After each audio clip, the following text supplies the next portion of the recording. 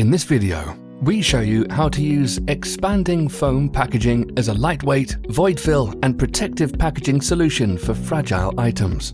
Simply open up and unfold your bag out, then apply pressure to the foam bag's panel by gently kneading it, which causes the bag to expand. Next, place the foam cushion inside your box and as it starts to rise, gently push the product into the top of the cushion and hold it in place as the foam rises.